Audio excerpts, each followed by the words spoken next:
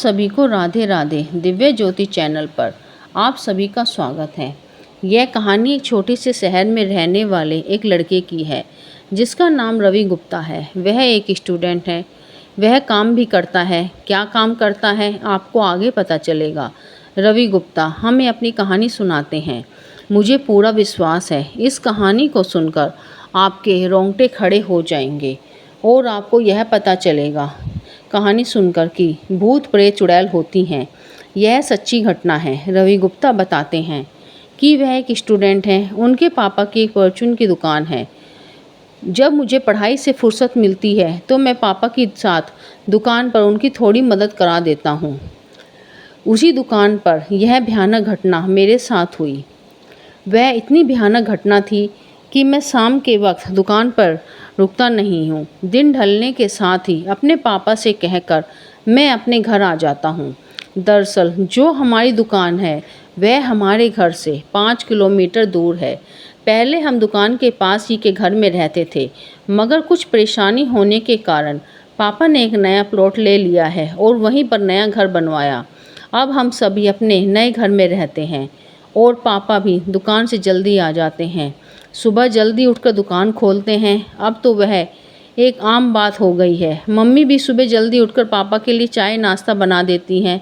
मैं भी जल्दी उठकर चाय नाश्ता कर लेता हूँ और अपने कोचिंग के लिए निकल जाता हूँ। लेकिन दोपहर को कोचिंग से आने के बाद थोड़ी देर आराम करके दुकान पर चला जाता हूँ। यह डरावनी घटना मेरे साथ हुई। उससे पहले तो मैं दोपहर में भी आराम नहीं करता था, बल्कि कोचिंग से आते ही सीधा पापा के पास दुकान पर चला जाता था। मगर उस डरावनी घटना के बाद कोशिश करता हूँ जितना हो सके दुकान पर कम से कम जाऊँ। वो तो मेरे पापा किसी काम की वजह से मुझे दुकान पर बुला लेते हैं, वरना मेरा तो अब भी दुकान पर जाने का मन नहीं करता। कहीं यह घटना दोबारा ना हो जाए। उसका डरावना रूप इतना भयानक और ख़तरनाक था कि उसको एक बार देखने के बाद आज तक मैं उसको नहीं भूल पाया। दोबारा से मैं उसको अगर देखूं तो शायद वहीं मैं अटैक आकर वहीं पर मर जाऊं।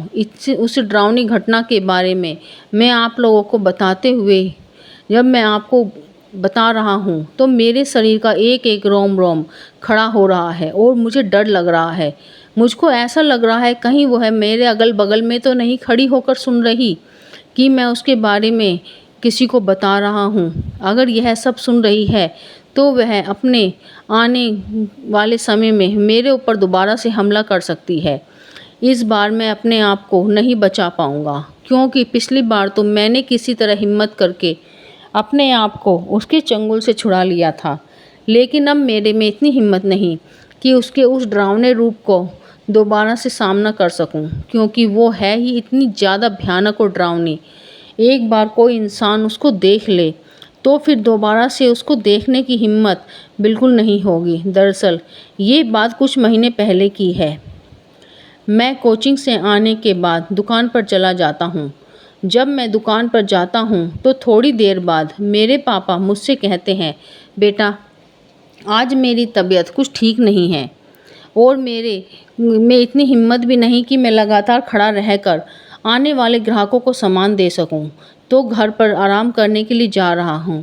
वापस भी नहीं आऊँगा। आज तुम ही दुकान बंद करके रात को सारा सामान दुकान के अंदर रख कर दुकान बंद करके तुम ही घर आ जाना। जब मैंने पापा के मुंह से यह बात सुनी तो मैंने कहा ठीक है आप घर चले जाओ। पर मेरे कहने में तो पापा से यह बात कह दी, मगर मुझे जरा सा भी अंदाज़ा नहीं था कि मेरा यह फ़ैसला मेरे ऊपर इतना भारी पड़ने वाला है।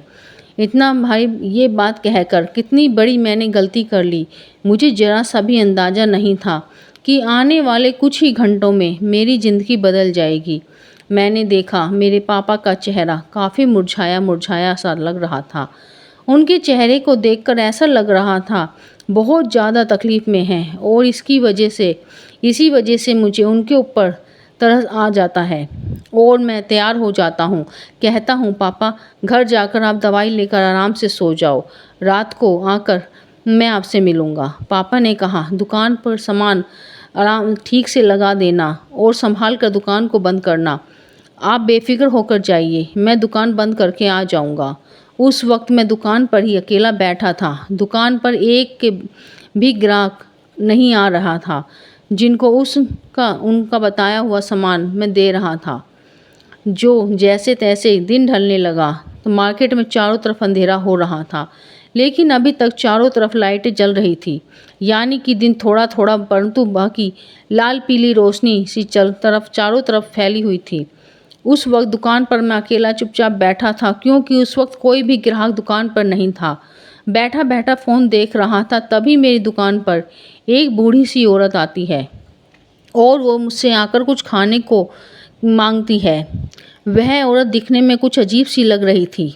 उसको देखकर ऐसा लग रहा था कि इतनी जवान होने के बाद भी इतनी बूढ़ी कैसे दिख रही है, क्योंकि उसका शरीर दिखने में तो काफ़ी लंबा चौड़ा पतला था, लेकिन उसकी त्वचा, उसकी स्किन को देखकर ऐसा लग रहा था बहुत ज़्यादा बूढ़ी हो गई है। उस बूढ़ी औरत से कहता हूँ कि मेरी दुकान पर तो खाने की कोई ऐसी चीज़ है नहीं, आप किसी होटल या ढाबे पर जाइए, वहाँ आपको कुछ खाने को मिल जाएगा। दरअसल मेरी दुकान परचूने की है और परचूने की दुकान पर खाने का सामान तो बहुत ही कम मिलता है, बल्कि नमकीन बिस्किट ही होते हैं। तो उस औरत ने मेरी दुकान पर रखे बिस्किट की तरफ इशारा करते हुए कहा। तब मैं वहाँ से एक बिस्किट का पैकेट उठाकर उस बूढ़ी औरत को दे देता हूँ। वह एक हाथ से मेरा हाथ पकड़ लेती है और दूसरे हाथ से उस बिस्किट के पैकेट को लेती है। जब उसने मेरा हाथ पकड़ा तो मुझे उसका स्पर्श इतना ज़्यादा अजीब लग रहा था कि मुझे कभी किसी इंसान का स्पर्श इतना अजीब नहीं लगा।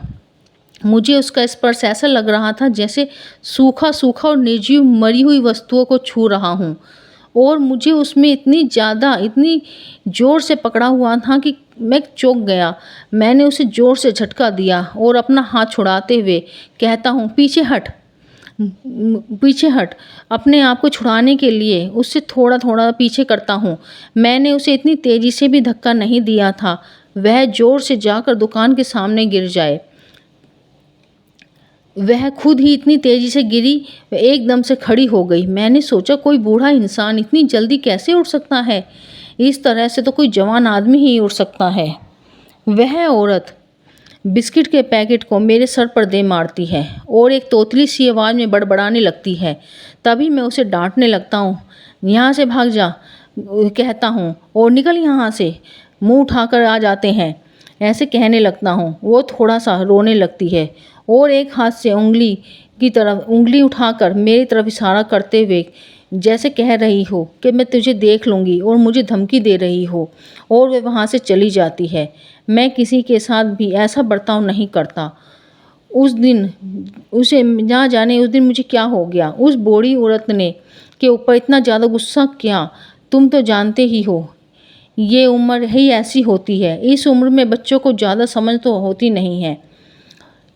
मैंने इतनी बड़ी गलती कर दी, मुझे अंदाज़ा भी नहीं था अब मेरे साथ क्या होने वाला है। इस गलती की इतनी बड़ी सज़ा मिलेगी। रात हो चुकी थी, सारी लाइटें जल चुकी थी। बूढ़ी औरत के जाने के बाद मेरी दुकान पर कोई भी ग्राहक नहीं आया। लगभग 9 बज चुके थे। अब धीरे धीरे मैंने अपने दुकान का सामान बाहर रखा हुआ था अंदर रखना शुरू किया। 1 घंटा लग गया। अब रात के 10 बज चुके थे। मैंने दुकान बंद की, बाहर खड़ा होकर ऑटो रिक्शा का इंतजार करने लगा, लेकिन काफ़ी देर इंतजार करने के बाद भी ऑटो रिक्शा नहीं आई। मैंने सोचा आगे चलकर देखता हूँ, कोई ऑटो मिल जाए। हमें दूर चलकर जाता हूँ, वहाँ खड़े खड़े रहना, इंतज़ार करना बेकार है। लेकिन कोई ऑटो नहीं मिलता। फिर मैंने अपने हाथ की घड़ी में टाइम देखा, रात के 11 बजे थे।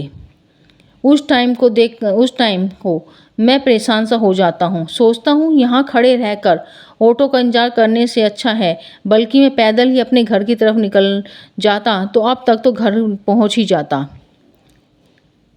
मैं लगातार चले जा रहा था, अपनी दुकान से काफ़ी दूर आ गया था। उस इलाके में आ चुका था जिस इलाके में मेरा घर था। मेरा घर बस कोई 1-1.5 किलोमीटर दूर ही रहा होगा। पैदल चलने के कारण मुझे बहुत प्यास लगने लग रही थी। चलते चलते अपने चारों तरफ पानी का जुगाड़ देख रहा था, लेकिन मुझे वहाँ को दिखाई नहीं देता। मैंने सोचा थोड़ी देर में ही घर जाकर पानी पी लूँगा। थोड़ी ही दूर की बात है। अभी मैं अपनी मस्ती में मस्त होकर अपने घर की तरफ जा ही रहा था उस वक्त मेरे दिमाग में कुछ ऐसा नहीं था कि आगे चलकर मेरे साथ ऐसी कुछ घटना होगी जो मेरी रूह को कपा देगी। मैं उस चीज़ से बिल्कुल अनजान होकर अपने घर की तरफ जा रहा था। चलते चलते एक घुमाव पर मैंने एक बरगद का पेड़ दिखाई देता है। उस बरगद के पेड़ के नीचे एक चबूतरा, उस चबूतरे पर एक औरत बैठी हुई है। अपने सामने काफ़ी सारे मटके रखे हुए हैं।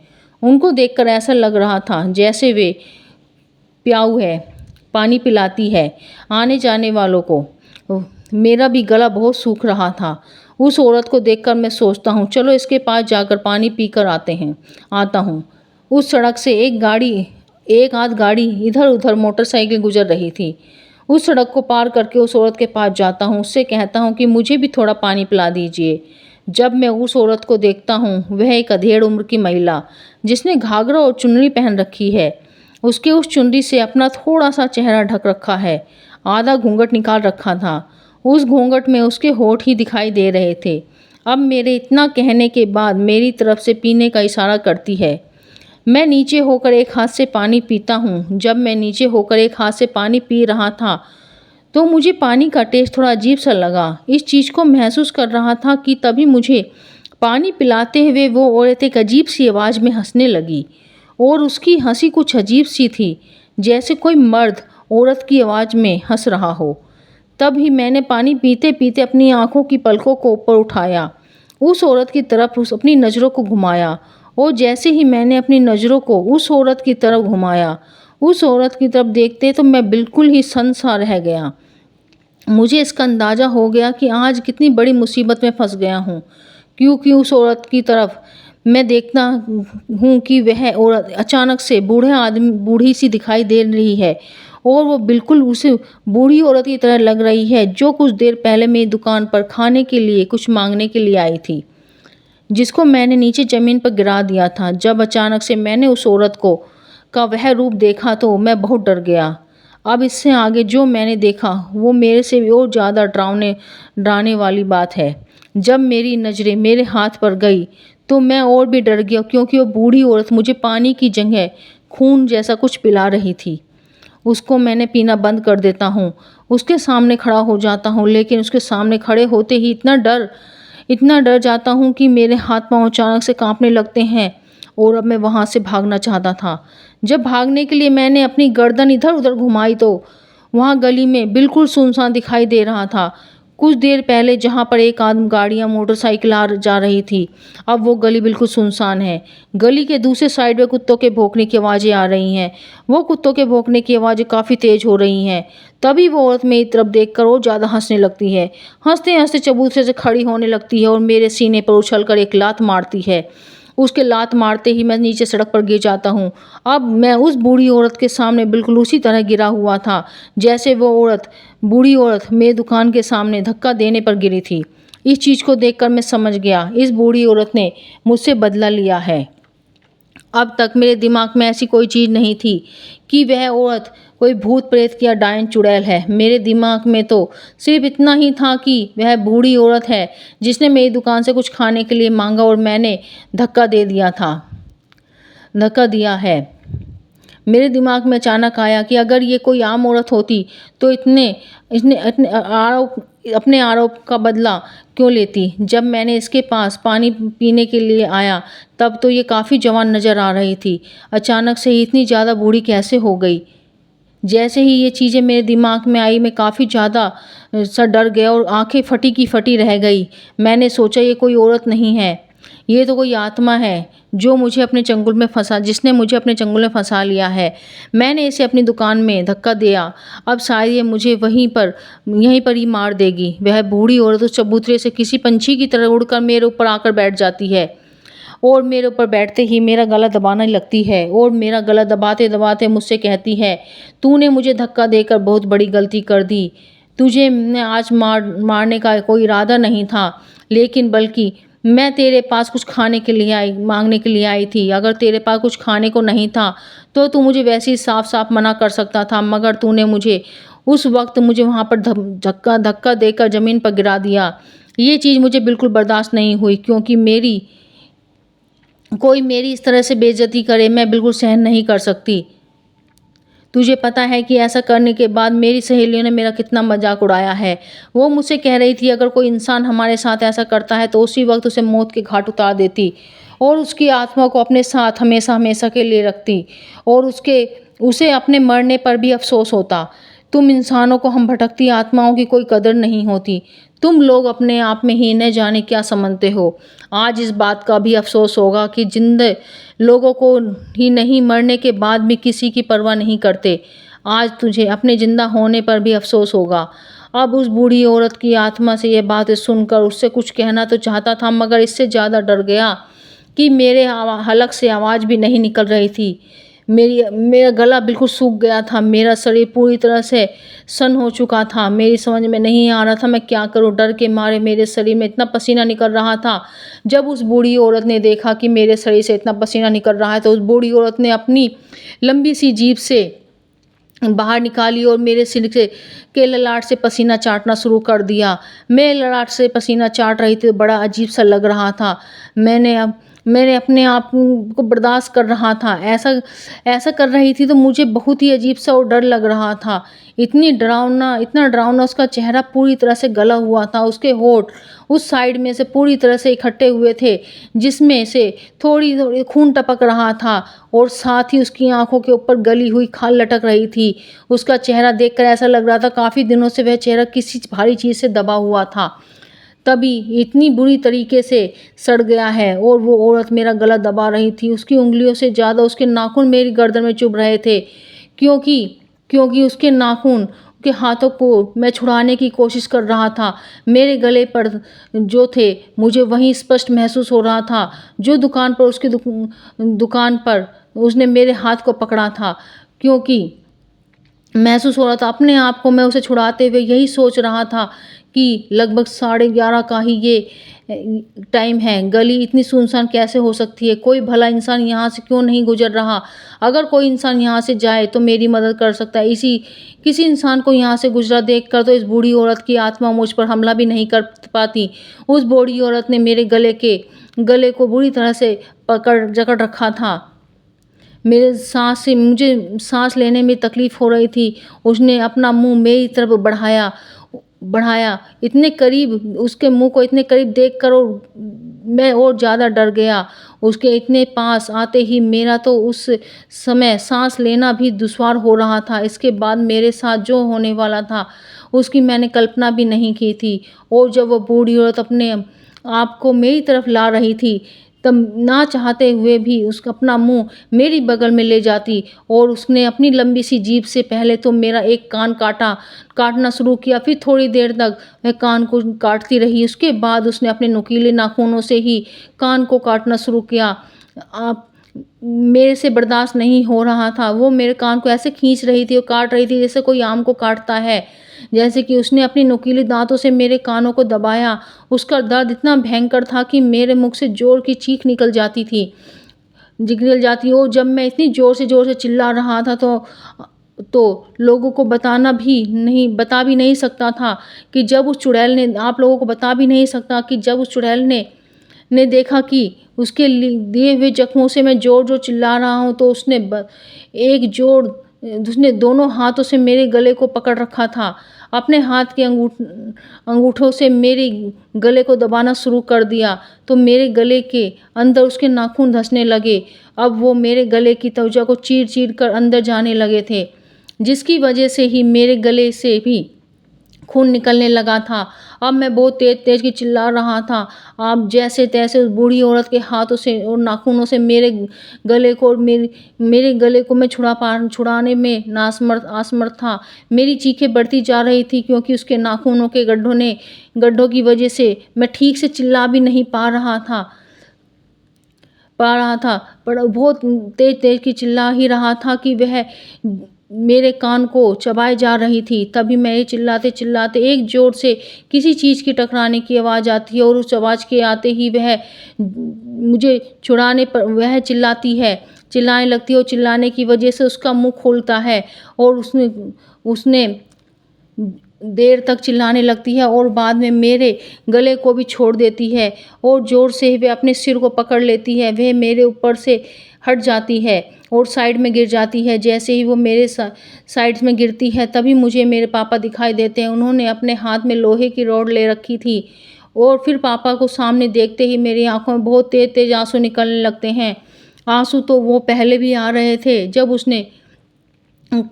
उसने मुझे दबाया हुआ था। मेरे पापा मेरी ये हालत देखकर बहुत भावुक हो जाते हैं और वो तुरंत मुझे उठाकर अपने गले से लगा लेते हैं, लेकिन उस वक़्त तक मेरे गले और कान से बहुत खून बह चुका था। खून लगातार बह जा रहा था। फिर मेरे पापा ने उसको एक बार और फिर से ज़ोर की रॉड मारी और मुझे उठाकर हॉस्पिटल की तरफ भागे हैं। बूढ़ी और फिर वह अचानक से गायब हो जाती है। उसके गायब होते ही मेरे पापा मुझे स्कूटर पर बैठाकर अस्पताल ले जाते हैं और मेरा यहाँ इलाज कराते हैं। थोड़ी देर बाद मेरे सारे घर वाले अस्पताल पहुँच जाते हैं। अस्पताल में ही सब पहुँच जाते हैं। मैं उस जगह कैसे पहुँच गया, मेरे पापा मुझसे पूछते हैं। और जब मेरे पापा मुझे बताते हैं कि जब तुम इतनी देर तक घर नहीं आए तो हम लोगों को तेरी काफ़ी चिंता हो रही थी। इसी वजह से तेरे पास दुकान जाने के लिए निकला था कि तेरी चीख की आवाज़ सुनी। उस चुड़ैल के चंगुल से बचाया। तो सब मुझसे पूछते हैं कि तेरे साथ यह सब घटना कैसे हुई। यह सब बात मैं शुरू से बताता हूँ तो मेरी मम्मी डरावनी घटना सुनने के बाद मेरे पापा से घर पर पंडित जी को बुलाने के लिए कहती है। उस घटना की सारी जानकारी देते हुए उसके बाद पंडित जी कहते हैं, आपको आज ही हमारी अपनी कुलदेवी की मंदिर में जाकर हवन और अन्य प्रक्रिया करनी चाहिए, क्योंकि उस बुरी आत्मा का साया दोबारा से भी हमला कर सकता है। इसके बाद हम ठीक वैसा ही करते हैं और फिर भी उस बूढ़ी औरत की आत्मा मुझे अगर कहीं दिखाई देती तो मुझे इस हादसे से उभरने में वक्त लगा और आते जाते मैं उस बरगद के पेड़ को देखता हूँ तो मेरी आज भी गिग्गी बन जाती है और वही डरावना हादसा याद आ जाता है।